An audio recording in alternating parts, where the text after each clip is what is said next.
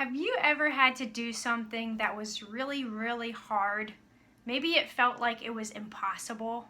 Today I'm going to read you a story from the Jesus Storybook Bible about a boy named David who God helped him do something that seemed impossible. So this story is called The Young Hero and the Horrible Giant. God's people had some scary enemies, but the Philistines were the scariest of them all. And now the Philistines had come to fight them. The Philistines had a secret weapon called Goliath. Goliath was a terrifying soldier and, worst of all, a giant.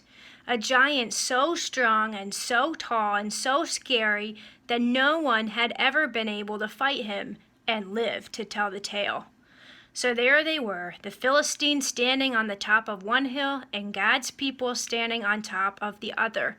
Every day Goliath came out and shouted, "Send your best soldier to fight me. If he wins, we will be your slaves. But if I win, you will be our slaves." No one spoke and no one moved. "Chickens," Goliath bellowed, "your God can't save you.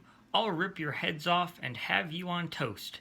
His beady, greedy eyes glowered at them hungrily from under his horrible helmet, as if any minute he really might just gobble them all up, and he laughed his terrible laugh. Ha ha ha ha! It boomed echoing horribly around and around the dry, dry valley. Well, Goliath might just as well have been a green, slimy monster with 3 heads because God's people froze with fear. Their eyes glazed over and they turned deathly pale. They knew if someone didn't do something quick, if someone didn't save them, but God would do something. He would send someone to save them. Now, you remember that David was the youngest son of Jesse? Well, his brothers were soldiers in the army.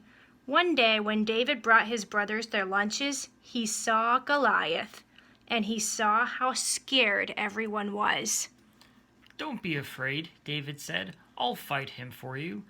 "You're only a little shepherd boy," the king said, "and Goliath is a great soldier. How will you fight him?"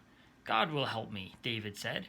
So the king gave David his royal armor to wear, but it was too heavy and too big, and David couldn't even walk. "I won't need this," David said. Instead, David picked out 5 smooth stones from the stream, 1, 2, 3, 4, 5, took his slingshot, and walked towards Goliath. Step, step, step. Goliath walked towards David. Thud, thud, thud. "You?" Goliath peered down at the small boy. "I'm little," David shouted up to him, "but God is great." Goliath laughed an even terribler laugh than usual. "Ha ha ha ha ha," it went. With just one swing of his giant sword, Goliath could finish the boy off. But David kept going. "It isn't how strong you are or how many swords and spears you have that will save you. It is God who saves you. This is God's battle, and God always wins his battles." David put a stone in his sling, swung it around, and let it go. The little stone flew whiz like a bullet through the air and struck Goliath thud right between the eyes. Goliath stopped laughing. And there's David.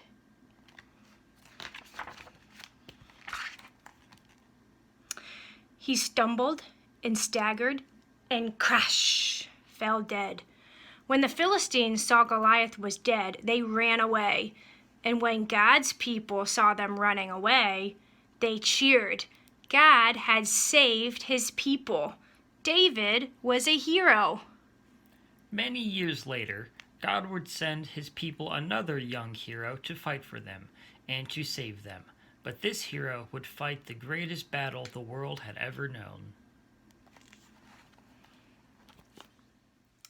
I love that story of David because he did something that really should have been impossible. He was such a small boy taking on a huge giant. And he was only able to do that because God was fighting for him. The Bible says that with God, all things are possible. So Mr. Matt and I have a little science demo we're going to show you, something that looks like it should be impossible. So we have a Ziploc bag of water. You could try this at home if you want, as long as you're over a sink in case something goes wrong. Ziploc bag of water. If I take a pencil, I have colored pencils here. If I took a pencil and stuck it into the bag of water, what do you think would happen? Probably water would come gushing out, right? Because you just poked a hole into the bag. But like I said, with God, you can do impossible things. And we're going to show you how we can make that possible. So if I take my spear here, my pencil, I can stick it through the bag and we have nothing leaking out. I'm actually going to do a whole bunch of my pencils here. There. No matter how many pencils I'm sticking through, the bag is still not leaking out. Something that looked impossible, we were able to do. And the reason why that works is because the pencil is acting like a plug and stopping the water from coming out. So just remember that with God, all things are possible. We can do the same thing with a balloon. You might think the stick would pop a balloon, but you'll see that we can poke the stick through the balloon and it still won't pop.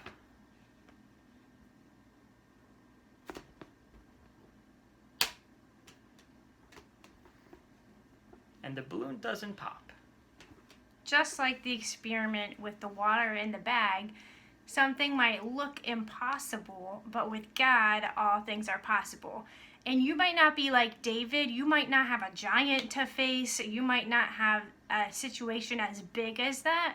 But we all have things that are really hard in our lives that might seem impossible. So we challenge you this week to let God help you fight your battles and doing the things that seem impossible. Maybe it's forgiving someone that's hurt you a lot. Maybe it's learning how to control your anger instead of acting out in anger. Maybe it's obeying your parents when you just really don't feel like it. We all have things that feel really hard and feel impossible. But just remember that with God, all things are possible, and He will help us fight our battles. We hope you have a wonderful week.